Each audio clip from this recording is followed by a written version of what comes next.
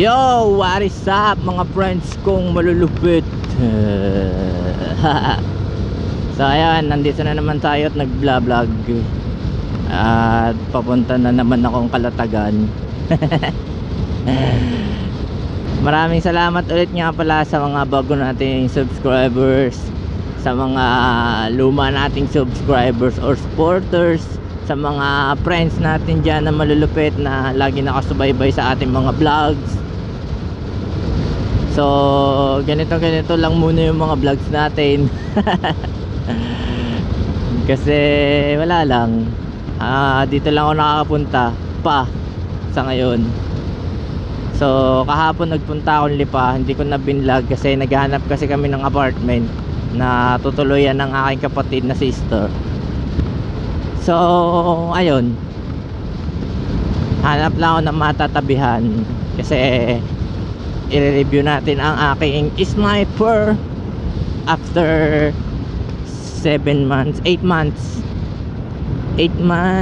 ilang odo, 5,252 odo. Ayan.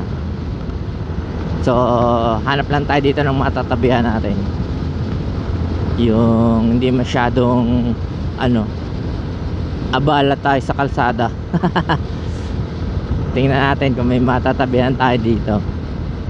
Gusto nga palang i-shout out yung lahat ng mga nagko-comment and nagla-like sa ating mga videos, no? Kahit yung iba hindi ko agad na re-replyan, waiting na lang and be patient po. Mare-replyan ko po kayo basta wala na akong ginagawa, kasi po may trabaho po ako eh. So hanggang ngayon satisfied pa rin ako sa kanyang takbo.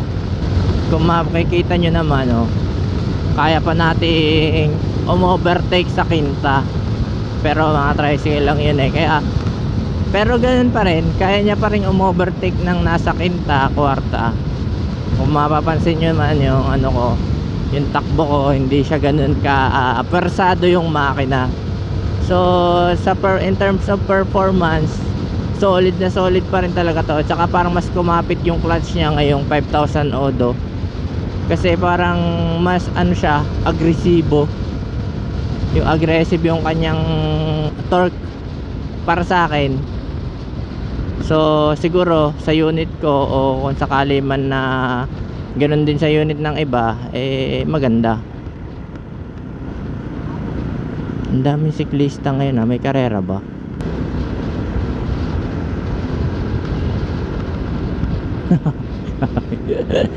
Hirap talaga bigla na lang liliko papreno naman yung nakakotse. Ayun, doon. Kaya tatabi tayo dito. We will tabi-tabi here. Ito dito. Yan, dito tayo. Kita nyo naman guys ang view, mga friends. So yun, umpisa natin ng review. So sa kanyang appearance, ganyan pa rin siya. Napakakinis pa rin. Maraming gasgas pero makinis pa rin. Maraming gasgas pero makinis pa rin. I mean, hindi nagfe-fade yung kulay niya. Black na black pa rin yung kung makikita nyo. Tapos ito yung tunog ng makina niya, kasi buhay na rin naman. Yan, pakinggan nyo mabuti. Normaling pa rin, normaling. Medyo tunog helicopter siya, dig. Pero normaling pa rin yan, normaling. Yan, tapos yung gulong natin after 5,200 odo, ayan, makapal pa rin, malalim pa rin yung kanyang mga mga kanyang ukab. Ano bang tawag dun? Hindi ko alam tawag dun eh. Tapos dito sa likod, ganun pa rin, makapal pa rin. Yan, hindi po yan yan ang mga nito, bunga. So pinatay ko muna kasi testingin natin yung remote. After ko mabili, hindi ko pa napapalitan tong battery ng remote nya. Yan, stock pa din pati remote. So testingin natin In 1, 2, 3. Ayan. Wala pa rin siyang halos delay. May delay man, siguro mga ano lang, mga 2 ms, milliseconds. Tingnan nyo, 1, 2, 3. Diba? Napaka accessible pa rin niya. Napaka, ano nga bang term dun? Functional. Napaka functional pa rin niya. Tas yung coolant ko nga pala, hindi siya makikita dito eh. Pero madami-dami pa naman yan. Pero siguro pagka change oil ko, papakita ko rin sa mekaniko kung pwede na siyang dagdagan. Kasi papa-change oil ko na rin to mga next week, baka mga Sabado. Kasi nasa 1,000 mahigit na rin yung kanyang tinakbo after pa-change oil. So yung fluid niya, yan, mataas pa. Tapos dito mataas pa din. So hindi pa yun na ano yung preno niya. Okay na okay pa. Tapos yung knob, yan, medyo malaki na yung alog niya. Pero normal naman yan kasi ginagamit eh. Wala tayong magagawa dyan. So ingat-ingat na lang tayo sa pag ano dito. Huwag natin masyadong puwersahin o tigasan yung ano. Kasi medyo ano nga siya eh, medyo maalog. Yan. Tapos itong try natin kung responsive. One click, responsive. Isa pa. Then open. So tingnan natin yung seat button.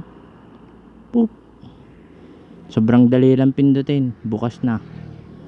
Yan ang kondisyon ng ating loob ng seat. Ganyan pa din. So 5.2 liters capacity.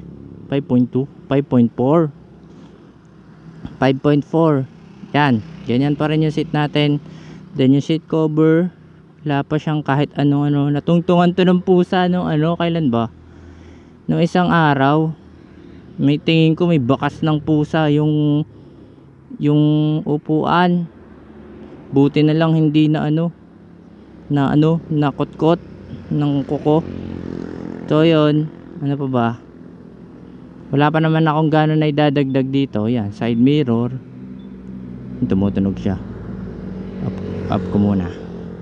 Side mirror, phone holder, handle grip, bag. So kontento pa ako sa takbo niya kahit ang sprocket niya ay stock. Parang sarap pa rin niya gamitin kahit stock yung sprocket niya. Di ko nga alam kung ikakabit ko Di ko alam kung ikakabit ko pa yung ano, pero siguro ikakabit ko rin naman yun. Baka pagka ano na rin, nagpalit na rin ako ng ECU, kakabit ko yun. Pagpalit ko ng ECU, power pipe, shout out, power pipe, ayan, ikakabit ko yun. So check natin yung mga ano nya, electricals, chuchu. Yan, unahin natin dito sa kill switch. So try natin pindutin. Hindi siya mabubuhay kasi nga kill switch. Tapos tong hazard, yan. So functional pa rin yung hazard nya. Ito dito sa una. Ayan, functional pa rin naman yung hazard nya. Tapos itong kanyang high beam.